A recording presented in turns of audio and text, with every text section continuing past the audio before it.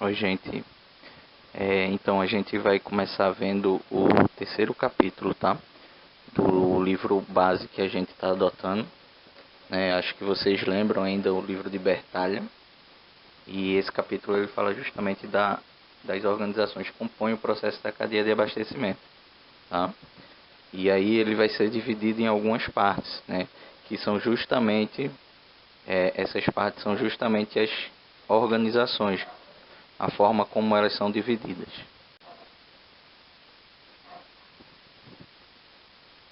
E aí, o primeiro ponto seria justamente as organizações de fornecimento, né?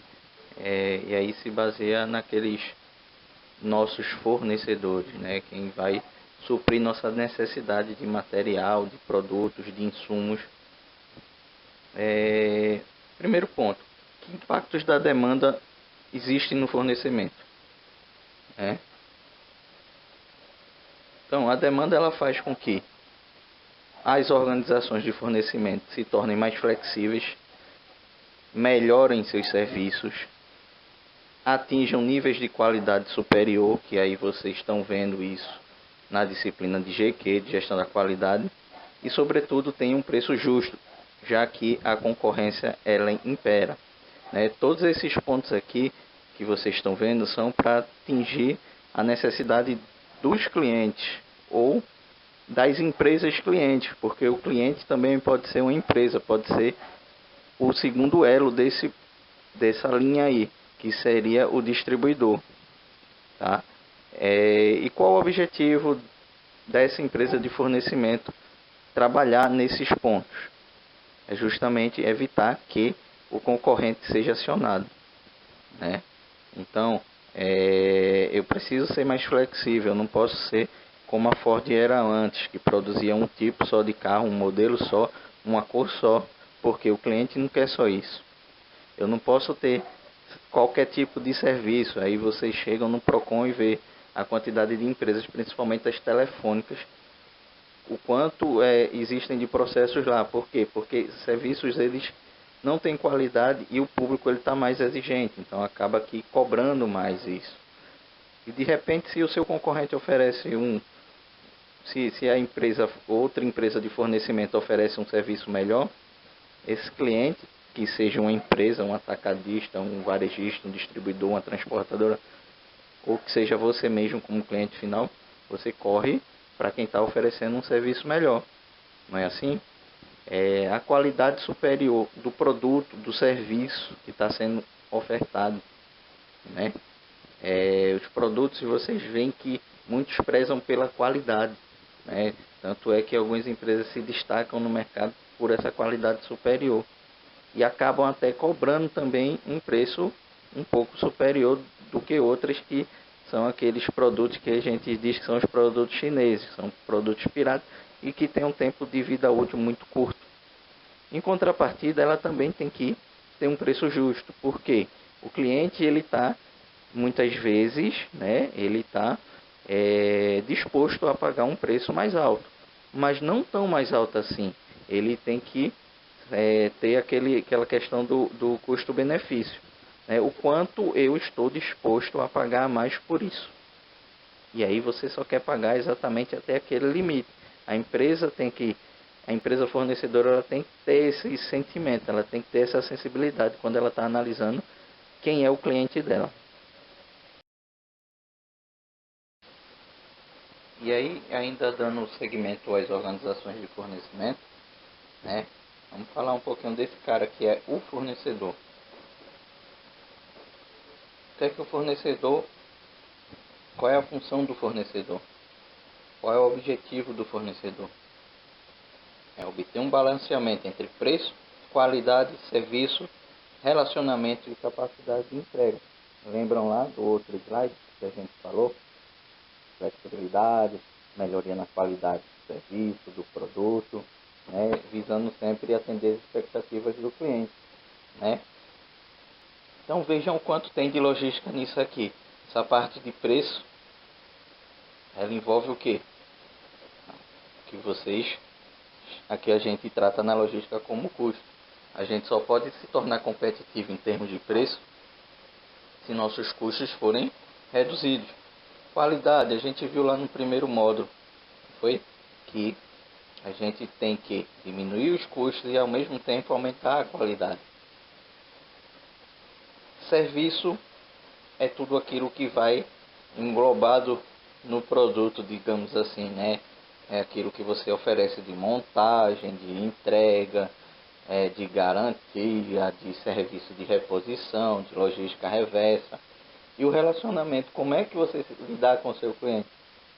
Hoje a gente tem técnicas, né, de CRM, por exemplo, que são bancos de dados onde a gente armazena tudo que precisa do cliente e no momento que precisa a gente resgata esses dados, transforma eles em informação para que a gente dê direcionamento às nossas operações, de forma que a gente consegue tratar cada cliente como se ele fosse único, embora não seja, mas as informações que a gente tem faz com que a gente consiga trabalhar ele de uma forma diferenciada.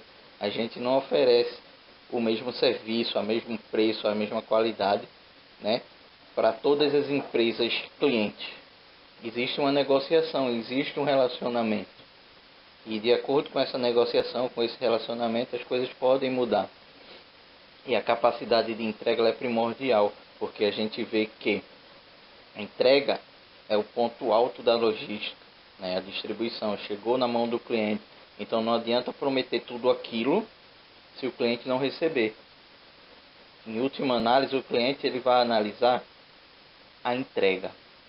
O cliente, quando ele emitir, né, se você tiver uma pesquisa de opinião para saber qual foi a qualidade do serviço, se a entrega pecou, ele vai avaliar ruim todo o serviço, porque é o momento que vai chegar na mão do cliente, é o momento que ele vai ter a consistência do que ele comprou, do que ele pagou, né?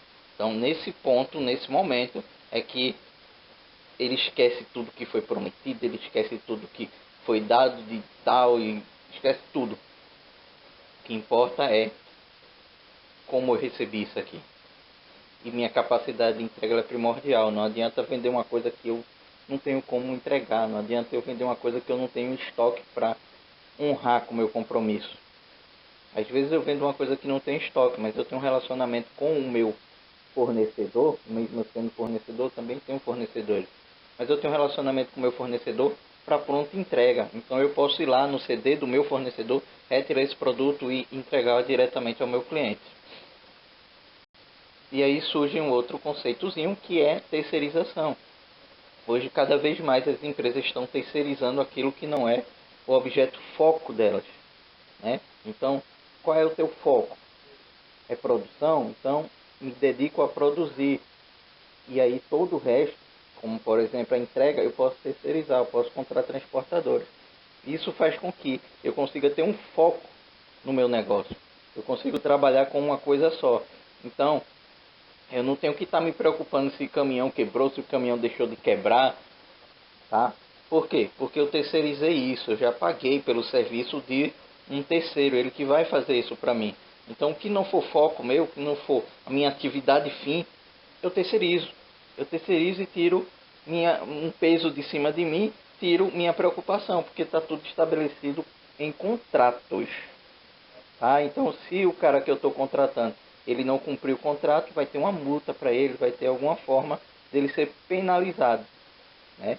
E aí eu alivio o peso da minha empresa e foco justamente no meu objetivo principal, o que é que eu pretendo oferecer ao mercado.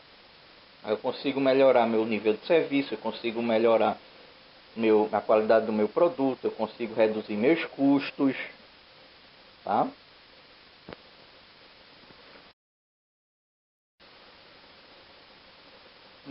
E ainda com relação às organizações de fornecimento, é, a gente tem que... Como é que os clientes avaliam seus fornecedores? Como é que eles medem? Como é que eles... Que parâmetros eles levam em consideração na hora de decidir se vai ser um fornecedor ou não, né? Porque as empresas, né, as empresas clientes, elas fazem toda uma análise para saber se vale a pena comprar daquele fornecedor. Então, ela analisa a credibilidade da empresa que está ofertando o produto ou serviço. Ela avalia a confiabilidade com histórico de positivamente referenciável, né? Esse histórico positivamente referenciável, vocês às vezes encontram na internet. Tem sites aí, quando vocês vão comprar alguma coisa de alguma empresa que vocês não conhecem, aí vocês vão lá, entram lá, reclame aqui, por exemplo, lá está um histórico daquela empresa. E aquilo serve de referência, ela serve de parâmetro, né, para que você possa comprar o produto dela, porque aí ela vai estar dizendo, o produto é um produto que quebra rápido, é um produto que tem uma boa durabilidade, o nível de serviço satisfatório é nota 5, é nota 10, é nota... Né? Então, você avalia tudo isso na hora que você vai fechar um contrato de fornecimento com alguma empresa, tá? Assim como você faz como consumidor final também, certo? Outro ponto importante quando a gente fala das organizações de fornecimento é a colaboração. Cada vez mais existe uma colaboração entre os entes da cadeia de abastecimento. E essa colaboração ela é dada, através de alianças estratégicas. Antigamente a gente tinha uma concorrência entre empresas, entre organizações individuais. Hoje em dia a gente tem concorrência entre alianças estratégicas. E o que seriam essas alianças estratégicas? É o alinhamento que se faz de um fornecedor, por exemplo, com o seu principal cliente, que pode ser o distribuidor. Só para vocês terem um exemplo, era o que, por exemplo, a gente tinha com a Adelida e a Hidrotintas. Na região metropolitana de Recife, a Adelida era a distribuidora exclusiva da Hidrotintas. Então a Hidrotintas ela não vendia a preços de atacado para nenhuma outra empresa na região metropolitana de Recife. Vendia uma outra lá em Caruaru, mas em Caruaru já não era região metropolitana de Recife. Então essas alianças que são feitas, essas parcerias, visam trazer maior aceitação do produto do fornecedor e ao mesmo tempo que aumenta a rentabilidade de todos os entes envolvidos nessas negociações, certo? Então a gente viu que por um lado os clientes eles selecionam os fornecedores, as organizações de fornecimento. Mas pelo outro também, as organizações de fornecimento também selecionam seus clientes. E que parâmetros ele leva para selecionar seus clientes? Porque ele não sai liberando crédito para todo mundo, ele não sai fechando negociações com todo mundo, ele não sai fazendo negociações e colocando seus produtos em empresas que, por exemplo, não tenham um padrão ético aceitável pela sociedade, tá? Porque isso pode sujar a marca.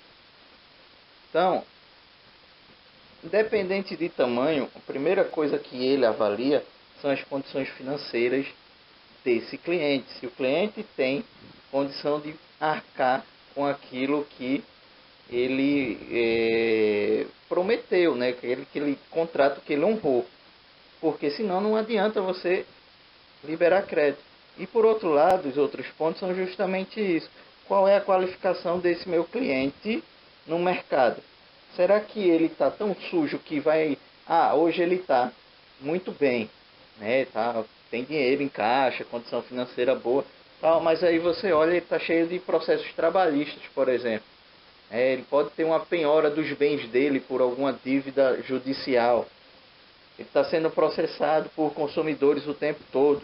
Então, essa condição financeira que ele tem hoje, ela pode se alterar até no curto prazo.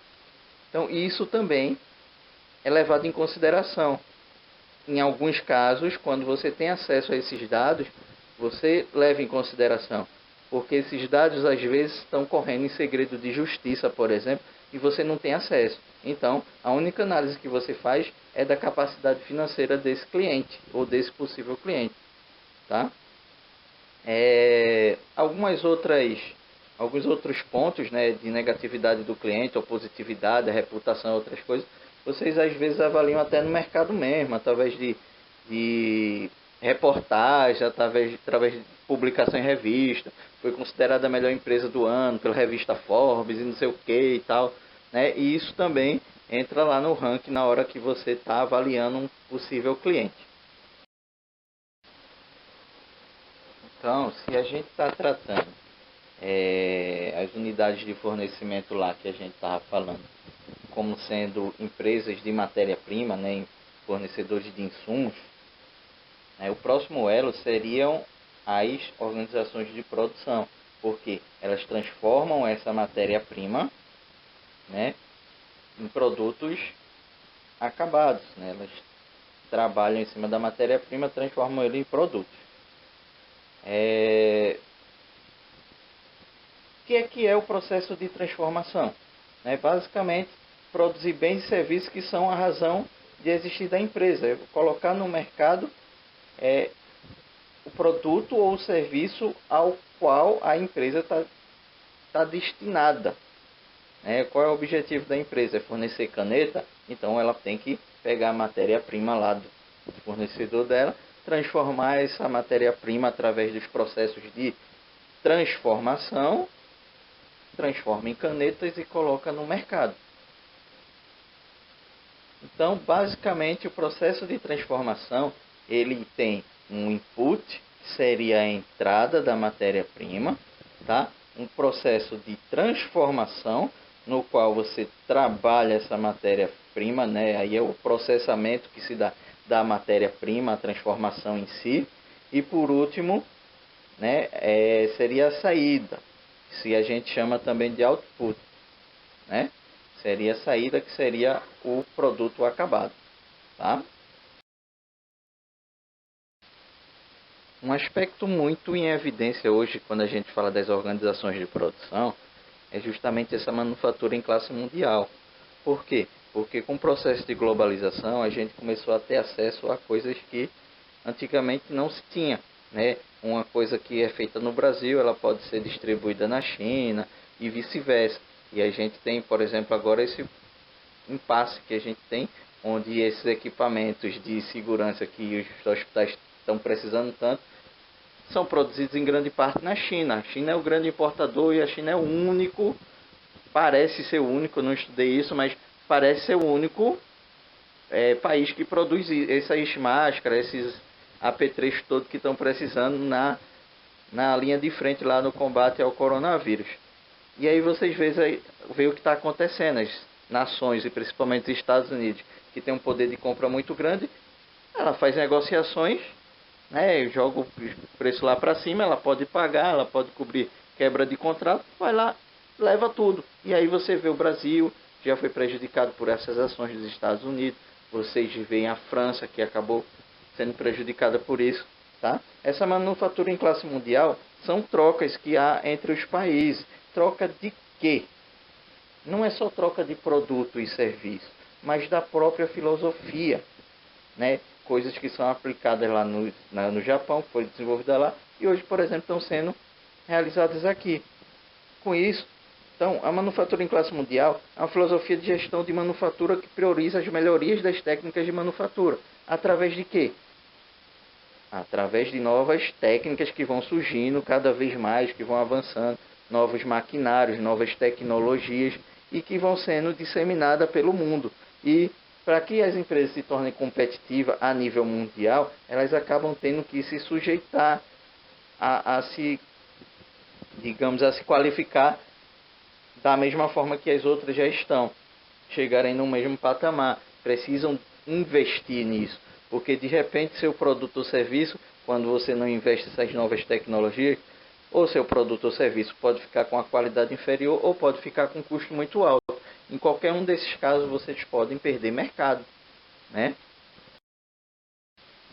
Um outro ponto dentro das organizações de produção e que vocês já conhecem bem, né, é a produção em massa. Vocês já estudaram isso lá no primeiro módulo e devem estar vendo isso em alguma outra disciplina aí, não sei, mas vocês já viram. E o que é essa produção em massa? Né? O departamento de marketing, ele prevê a demanda. A gente, a turma A, aí a turma segundo o módulo logística A, já aprendeu a calcular a previsão de demanda, já mostrei lá como é que faz. Né? Eles fazem essa previsão, né? essa previsão se torna um elemento fundamental para quê? Para a produção e para toda a cadeia de abastecimento. Porque, ora, se eu digo que através da minha previsão de demanda, né, que essa turma já aprendeu a fazer, eu estou prevendo que vai ter um consumo de 100 canetas, tá? Eu vou direcionar minha produção para produzir 100 canetas e talvez mais um pouco, que seria meu estoque de segurança, dependendo do nível de atendimento que eu quero do mercado. Ou, prevendo que existe uma demanda de 100, pode ser que eu, dependendo do nível de atendimento, acho que de repente não seja interessante atender 100 porque meu custo de estoque seria muito alto, meu custo de produção também pode ser muito alto, então eu digo que quero atender 98% dessa minha demanda. Então minha produção vai ser direcionada em cima disso. É outro cálculo que também o pessoal lá da turma A já aprendeu a fazer com aquele projetinho que a gente vem fazendo, que a turma B achou interessante não ser feito, né? E aí provavelmente essa turma B deve aprender também esse assunto de previsão de demanda já na disciplina de administração de materiais, já que dentro da disciplina de gestão da cadeia de suprimentos a gente não vai ter tempo de ver, né? Já que foi algo que foi decidido entre vocês aí que não seria interessante continuar com aquele projeto e acabou que a gente ficou um pouquinho mais atrasado do que a turma A. Por quê? Porque a gente já tinha tido mais aulas na turma A do que na B e quando a gente toma essa decisão acaba que tira esse projeto e esse projeto ele é interessante por quê? Porque ele está mesclando assuntos de administração de materiais, que a administração de materiais basicamente ensina a fazer os cálculos, né? E aí eu vou deixar que a turma B aprenda isso dentro de administração de materiais, e gestão da cadeia de suprimentos aprende para que serve esse cálculo, como é que eu vou usar, qual a razão de existir disso aí, né? Então, para que eu calculo uma previsão de demanda? Porque isso é uma função lá que eu preciso saber, né? É um dado que eu preciso saber para produzir, para ter uma produção em massa e para direcionar toda a minha cadeia de suprimentos. Por quê? Porque aí meu fornecedor, sabendo que eu vou ter uma produção de 100 canetas, ele vai saber quanto de matéria-prima vai ter que me vender. E aí ele vai negociar sempre em cima desses números. Então, o fornecedor dele também vai saber quanto ele vai precisar. E aí vai até o cara lá que derruba a árvore, que extrai a matéria-prima da natureza e tal. Todos eles vão saber essa informação. Ela vai ser passada pelos elos da cadeia, evitando assim também o efeito chicote, que é um dos vídeos que vocês vão assistir aí para entender o que é esse efeito chicote, tá? E a produção ser feita em massa, ou seja, eu fazer uma produção igualzinha. Então, eu vou produzir, a minha demanda é de 100 unidades de caneta, eu vou produzir de uma vez só essas minhas 100 canetas, porque aí eu tenho o meu custo de produção barateado, tá? Um outro processo de produção, né, um subprocesso, como queiram chamar, é a customização em massa. E o que é essa customização em massa? É algo que alguns entendem como sendo a personalização, e que na verdade não é. Né? Personalizar é diferente de customizar, a gente já viu no primeiro módulo isso. Então, o ato de administrar a variedade de produtos em um ambiente no qual os mercados e produtos se desenvolvem rapidamente. Então, o que é essa customização em massa? Eu faço com que o cliente escolha um produto que tenha a cara dele, tá? Diante de algumas opções que eu oferto a ele. Então, por exemplo, é o que a Dell oferece. Então, de repente, você quer comprar um computador e você diz, a Dell ela personaliza o computador. Não, ela customiza. Então, ela oferece algumas opções, você escolhe dentro daquelas opções. De repente, você quer um gabinete lá, preto. Aí tá lá dentro das cores dela, tem preto? Tem. Mas se você escolhesse, por exemplo, um cinza, talvez não esteja lá no catálogo de cores dela. Ela não vai fazer para você. Então, ela faz você pensar que você está personalizando seu produto, mas na verdade você está customizando, você está escolhendo um produto e montando ele de acordo com as opções que você quer, mas dentro das opções que ela te oferece, te oferece. Se você quiser qualquer coisa fora daquelas opções, ela não vai te atender. por isso deixa de ser personalizado. Então essa customização em massa é justamente isso, você fazer produtos, né, que são basicamente iguais e ao mesmo tempo são diferentes de acordo com as preferências pessoais. Então um computador, no caso da Dell, você pode escolher a cor, você pode escolher a memória, você pode escolher o HD, você pode escolher várias opções e montar o computador de acordo com a sua necessidade. Mas repito, dentro das opções que ela te oferece. Isso seria uma customização, tá? Então, se a customização em massa é uma produção mais inflexível, digamos assim, mais fechada, né? Por outro lado, a gente tem os sistemas flexíveis de manufatura, né? São produções que se adaptam, são formas de atender mudanças que são solicitadas na minha demanda, que são solicitadas pelos meus clientes. Então, sistemas flexíveis de manufatura possibilita que reações e mudanças rápidas sejam efetuadas na produção. Ou seja, de repente você está com a linha de produção que a moda é vermelha e no outro dia aparece lá na TV Globo, na novela das 8 lá, que a moda agora vai ser amarela e você tem que mudar sua produção da noite para o dia. Então, um sistema flexível de manufatura, você consegue fazer isso, né? E também consegue atender, no caso, clientes que queiram algo personalizado com a cara dele. Então, de repente, você vende um produto por R$ 100, mas tem um cliente que diz, esse produto todo mundo tem igual, eu quero uma caneta, mas que seja uma caneta que ninguém tenha na face da terra. Queria uma caneta que fosse desse jeito aqui. E aí ele te passa um projeto, você vai lá, através do seu sistema flexível de manufatura, faz exatamente o que ele quer. E aí sim é uma personalização, né? Então, através de sistemas flexíveis de manufatura, eu posso me adaptar a fazer coisas personalizadas também, certo? Ainda dentro do assunto de organizações de produção, cabe também falar da manufatura sincronizada. O que vem a ser esse danado de manufatura sincronizada? É uma forma de a gente sincronizar todos os processos para que eles tenham ligação e que evitem ao máximo da gente ter um retrabalho ou fazer o mesmo trabalho, né? Tem duas pessoas na empresa que fazem basicamente o mesmo trabalho. É como a gente tinha antigamente vamos pegar um exemplo que aí não é produção, mas vamos pegar um exemplo que vocês conhecem, mas vamos pegar uma loja onde você tinha quando você chegava na loja, o vendedor ia lá, tirava um pedido, aí imprimia um papel, aí você ia lá com esse papel lá no faturamento, o faturamento digitava a mesma coisa que o vendedor já tinha digitado, emitia nota, aí você ia para o caixa digitava a mesma coisa, fazia a cobrança, aí depois você pegava a nota, ia lá no recebimento, recebia o produto, o cara lá do estoque digitava as mesmas coisas que todos os outros já tinham digitado para dar baixa num produto, né? E hoje você vê que já não é assim. Quando muito o vendedor que te atende, ele te dá um número de pedido, e aí com esse número de pedido todo mundo só digita o número e a informação só foi digitada uma vez só. Às vezes nem digitada, porque às vezes vem com o código de barra, o cara pode dar um bipzinho lá no produto e já o sistema já entendeu, né? Então, entendam que todas as atividades possuem custos associados. Nada do que se faz dentro de uma organização deixe de ter custo associado a essa atividade.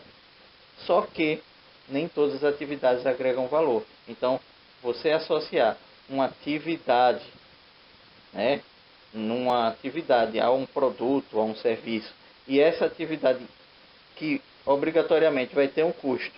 Se você não puder cobrar ela do teu cliente, ou seja, se para teu cliente aquela atividade que você fez é desnecessária, ele não vai querer pagar por isso. Então essa atividade ela tem que ser retirada do teu processo de manufatura, entendeu?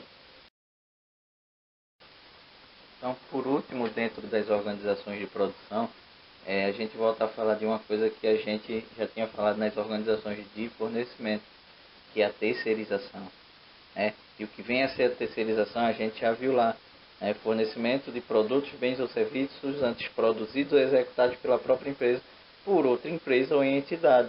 Então, você permite que um terceiro faça algumas atividades que antes era de sua responsabilidade.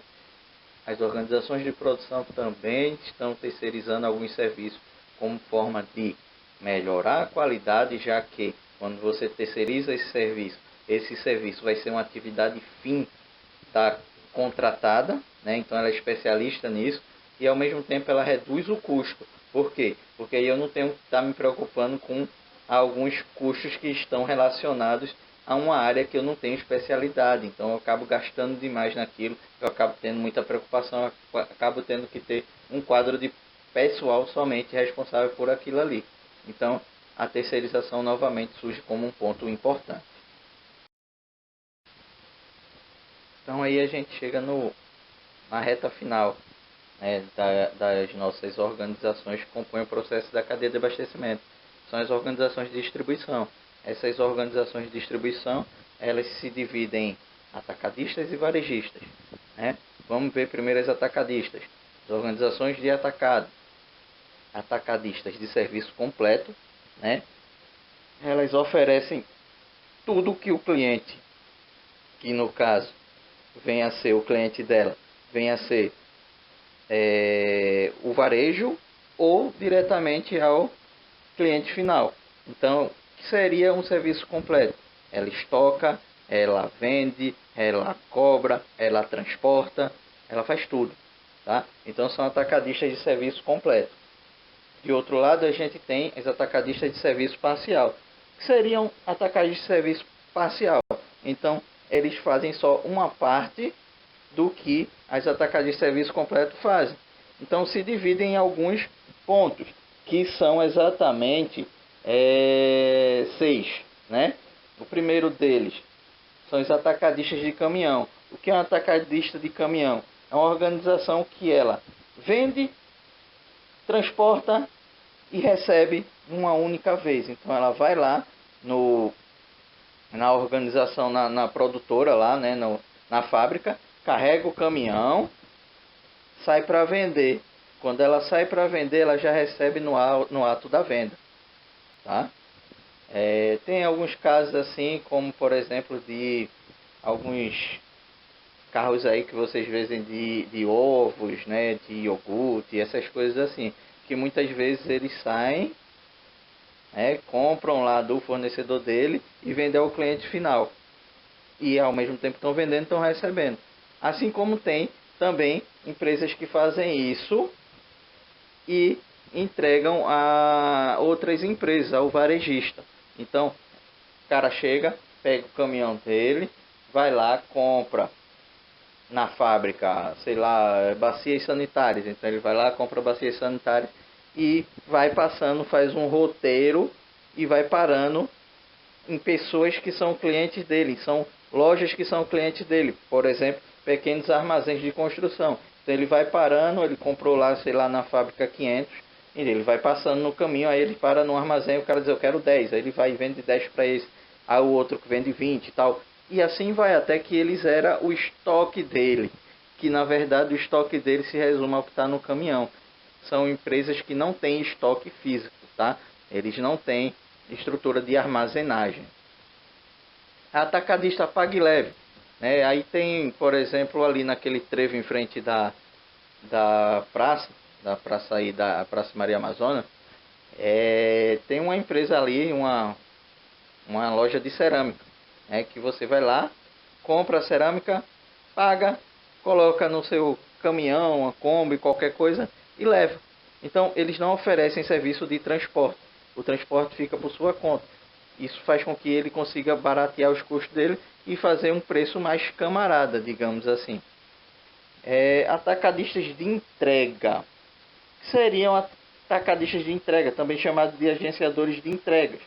São basicamente empresas que compram a mercadoria, né? Compram e vendem a mercadoria, mas não mantém estoque. Ela simplesmente pega lá, tu quer quantas? Tem uma empresa aqui na Engenho do Meio que faz isso com a Celite. Ela tem uma salinha lá, não sei, o cara tem um caminhão, aí ele chega e liga para os clientes dele hoje e diz, quantos quer da Celite? Aí o cara diz, tantos.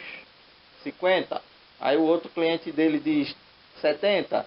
Aí ele vai e monta uma carga. E aí ele vai no outro dia, chega lá no grupo Roca, pega esse pedido dele e já sai diretamente para distribuir para essas pessoas que já compraram, para esses varejistas que já compraram dele. Então ele não mantém estoque e isso reduz drasticamente os custos dele, porque os custos de estoque, como vocês sabem, são muito altos. Agenciadores de display. Esses agenciadores de display são basicamente empresas que vendem consignado, ou seja, eles tiram lá do produtor um produto e chega num supermercado, por exemplo, e diz: ó, vou botar um displayzinho aqui, um standzinho, para o que vender você me paga, o que você não vender você não paga, tá? Então, isso aí existe muito com o quê? Lojas de varejo assim, de supermercados, existe muito também com laboratórios, né? Muitos laboratórios eles fabricam lá a droga e vem um agenciador de display, compra essa droga deles e chega nas farmácias e faz uma consignação. Vou botar o xarope aqui para vender, tá? E daqui a um mês eu passo aqui para ver quanto você vendeu. E aí você vai me pagar exatamente o que você vendeu. Todo o resto eu assumo o prejuízo, principalmente se sair de validade. Cooperativas de produtores, né? A gente está muito acostumado a ver, por exemplo, cooperativas de leite, que era o caso da Parmalat, né? São empresas que juntam numa empresa só vários produtores individuais, né? Pequenos produtores se juntam para formar uma cooperativa. Então ele aumenta o poder de barganha, ele aumenta a qualidade do serviço, tá? E por último, os atacadistas de solicitações pelos correios. E aí vocês conhecem, né? Esses aí, a Jequiti, a Avon, tal. Vocês têm um catálogo que vende e essa entrega é feita. Ah, por que chamado pelos correios? Não é só os correios que entregam, apesar de ser chamado atacadista de solicitações pelos correios, qualquer uma outra empresa que faça a mesma função do correio pode entregar. Então, esses casos aí bem comuns, onde você pode comprar caso da Avon e ela não vai ser entregue pelo correio, vai ser uma transportadora, pode ser a FedEx. A FedEx está comendo boa fatia de mercado dos correios, tá? Oferece um serviço muito similar e uma qualidade superior, embora o custo também seja um pouquinho mais caro. Mas tem empresas que estão dispostas a pagar por isso, né? E tem várias empresas aí que fazem isso, a Tupperware, a Natura, tal, vende por catálogo e esses atacadistas, né, eles chegam através, os catálogos são enviados pelo correio ou por transportador ou por fax ou por e-mail ou por qualquer outra coisa, tá? E depois é feita uma entrega por alguma transportadora.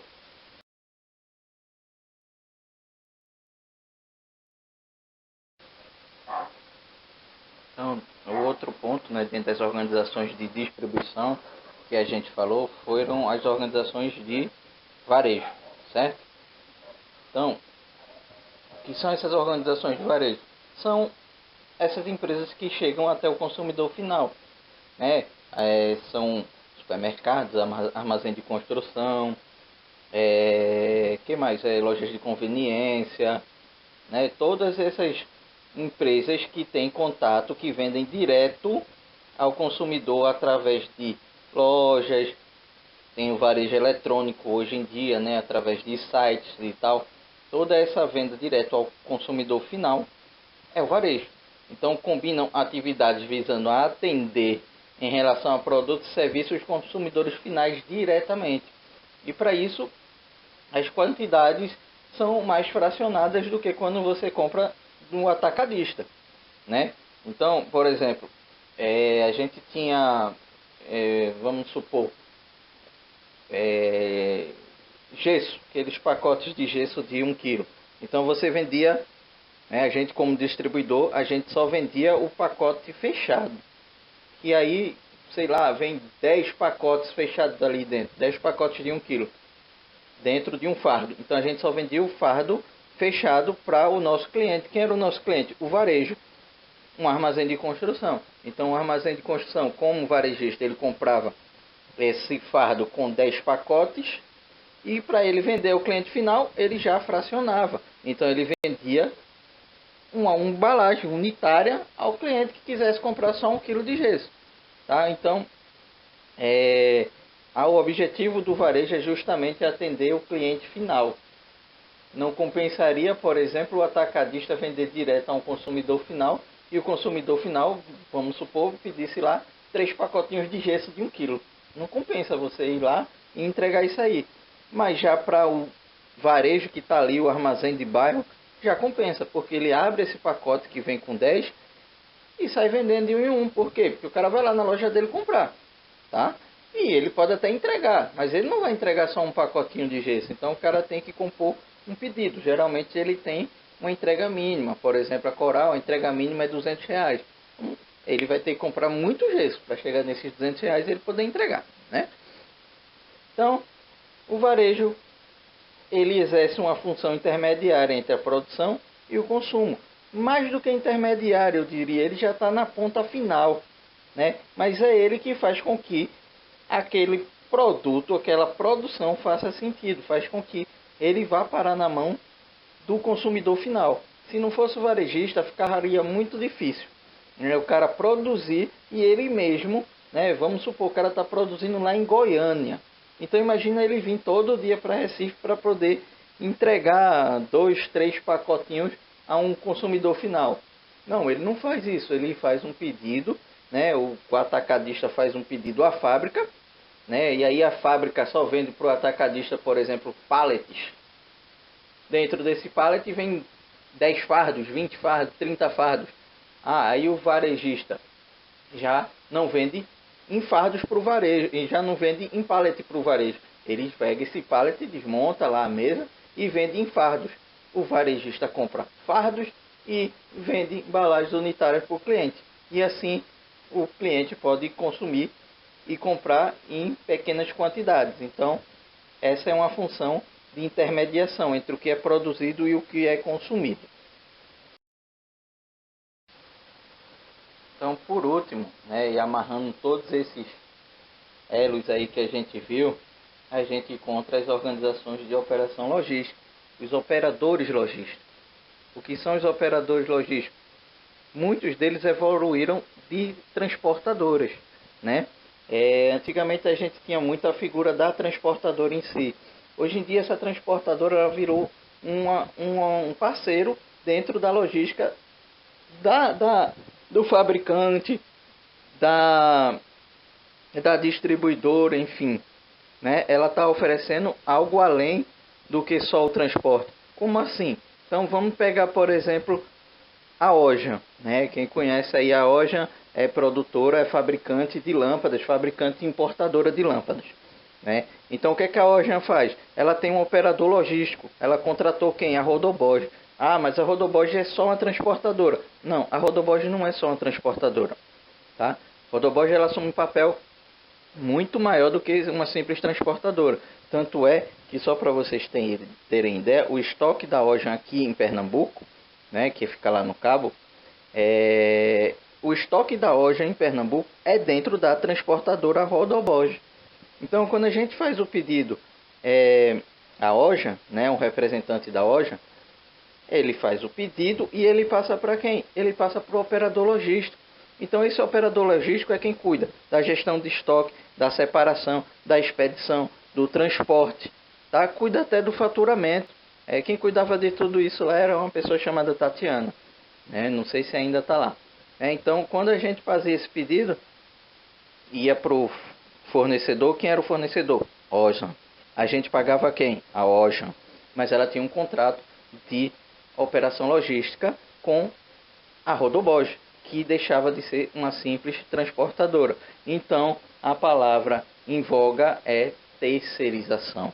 Novamente, terceirização, né? Fazer com que você se limite a produzir, ou seja, a trabalhar só com a sua atividade fim, e todas as outras que não são importantes, mas que possam até agregar valor ao produto, não sendo sua atividade fim, você terceiriza. Com isso você ganha expertise, né, da terceirizada, porque se ela é uma terceirizada, ela oferece esse tipo de serviço, ela é especializada nisso, né? Então você reduz seu custo, você reduz a dor de cabeça, suas preocupações, e ao mesmo tempo você aumenta a qualidade do seu serviço, tá? Então, terceirização evoluiu hoje em dia para um conceito muito mais abrangente, né? A gente falava muito de terceirização, como a gente veio falando até agora, mas hoje em dia, nessa evolução da logística, a gente pode dizer que essa terceirização evolui.